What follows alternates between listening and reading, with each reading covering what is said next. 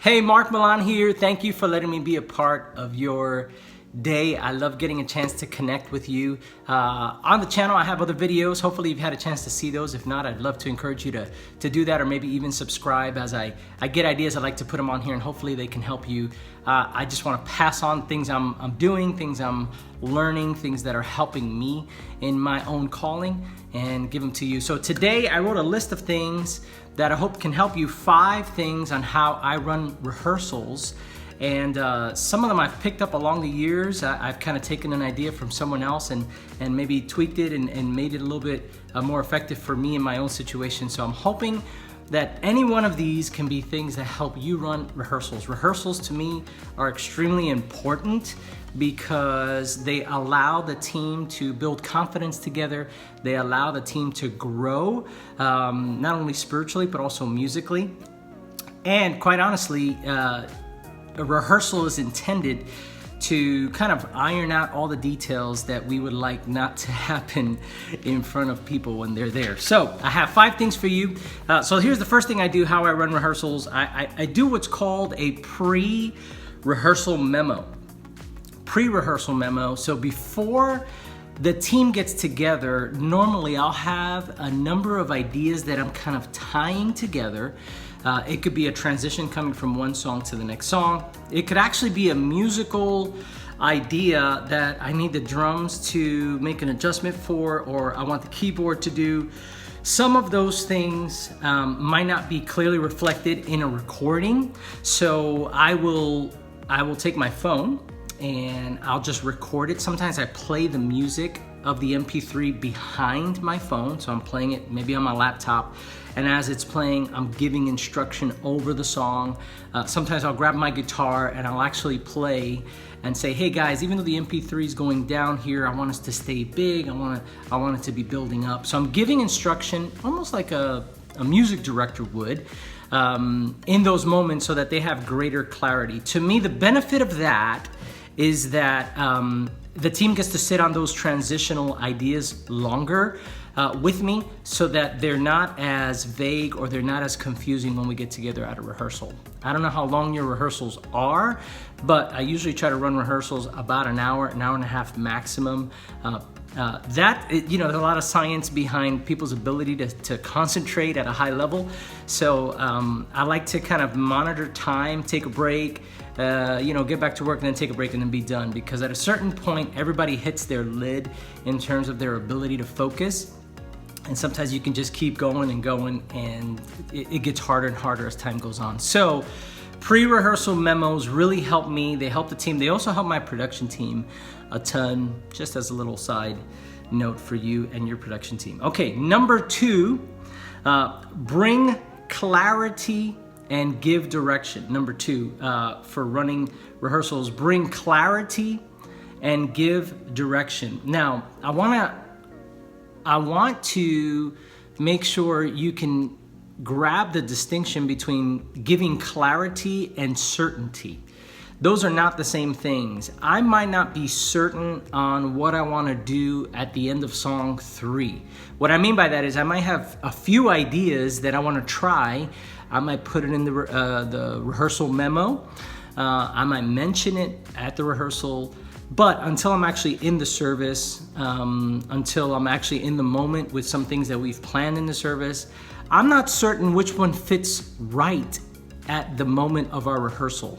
So I'm not certain of it, but I'm giving clarity on what I intend to do in that moment. One of the things that I would say is important to try to avoid is make sure the band gets as much of your ideas as possible, because a lot of times we're thinking, we're sensing, we're feeling, we're judging moments all in here, and the band has no idea what's happening. And unless you've been with those team members for well over 10 years and played tons and tons of services together, it is really hard to know which direction to go to. So bringing direction and clarity is extremely helpful for running your rehearsals.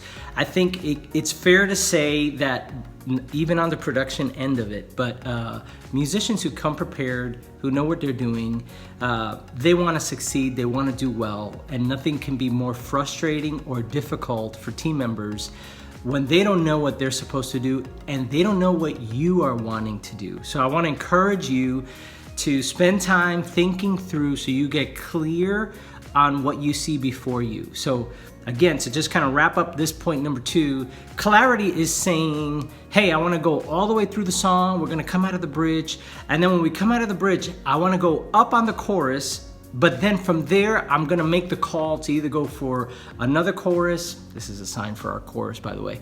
I want to go for another chorus, or I want to go into the bridge, and then I want to go down. So I'm giving direction and clarity on some options, but I'm not certain as to which one of those I'm going to choose in that very moment. So I'm letting the band know, hey, watch me to call some plays. To use a football analogy, I might have to audible some of these when I get up to the line. So I think that's extremely helpful. It's been helpful for me and my team. I know over the years, lots of team members have appreciated that, and they love having clarity and direction, and not having to play during confusion is a big win for them. Number 3, take breaks. I like to monitor energy. I said this just a moment ago, but if you rehearse too long and you work on something too long, people tend to lose focus, and frustration gets built up. People stop remembering things.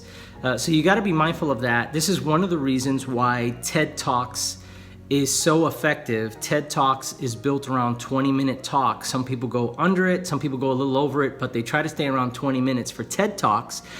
And there's a lot of science behind this, because most people will lose their ability to remember things after about those 20 or so minutes. There's even science that says shorter blocks of time is actually even better. So a lot of times what I will try to do is I'm trying to manage the whole time we're together. Like I said, I'll usually run a rehearsal for about an hour and an hour and a half max. If I need to have a 2-hour rehearsal, I make sure that I've communicated that well in advance, and I make the breaks longer so that it's always a freshness. So the breaks help keep energy up. The breaks help keep the mood playful and fun, which helps people play better.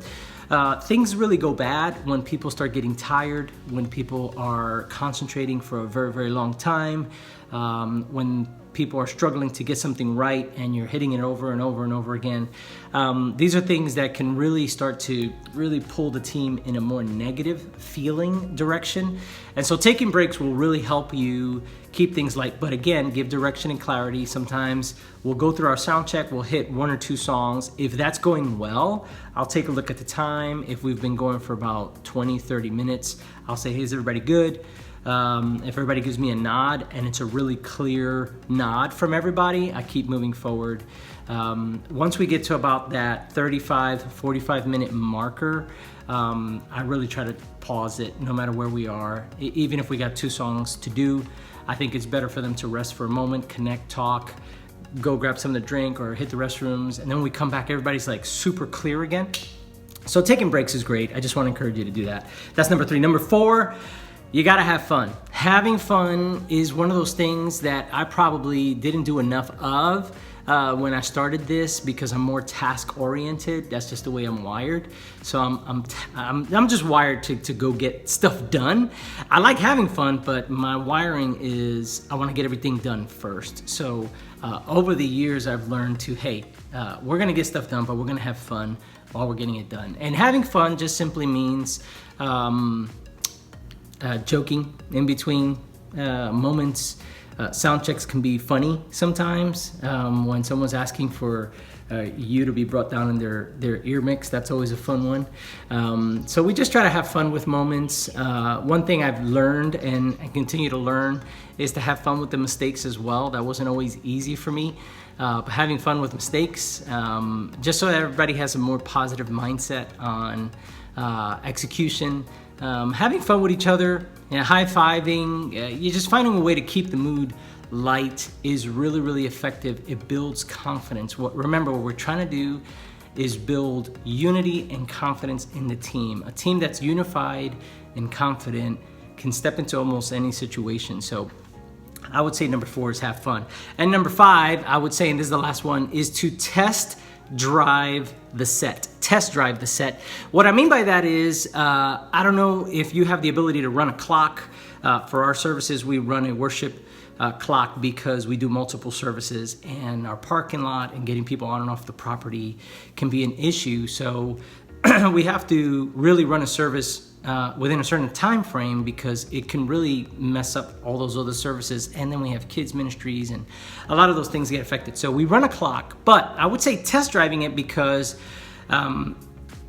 it's important to make sure that that first service is not your first test drive. If you haven't put some sort of controlled, pressured parameters, some of those pressure moments might happen in a way that you didn't anticipate. So I like to do what I call a test drive service. We call it a run through. We treat that run through as a service, which means if a string breaks, the guitar player, the band does not stop playing for the guitar player. The guitar player literally, if he doesn't have another guitar there, which he should, he's literally got to walk off or figure out a way to play the rest of the set, or try to tune up, whatever it is. Those things would happen in a service. So we don't want to treat those moments of unexpectedness differently than we would at a service. We want to prepare ourselves that when we're in a service and things might not go right, or somebody forgets something, how do we recover? How do we keep moving forward? So the test drive is intended to do all that. So we run a clock, we run all our transitions, all of our verbal transitions are pretty much simulated. If I'm saying something to set up a song, I'll do that with the team as well, just so they're getting a feel for it. So if I say, hey, we're gonna sit in a moment for 1.5 minutes before we go into that song. When we run the test drive kind of run through, I do all of that. I let the team sit in it, but I just simulate what I'm saying. Again, I'm not giving complete clarity on what I'm gonna say, but I am giving direction.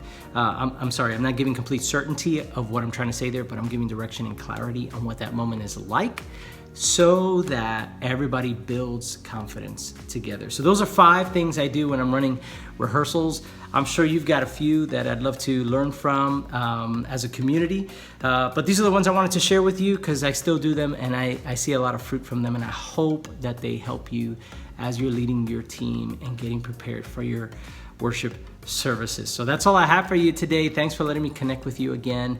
If you haven't done so, I want to encourage you to just subscribe to the channel. So anything we put on here for worship leaders, maybe Bible devotions, anything in the future we might do, I'd love to stay connected with you. From my heart to yours, until next time.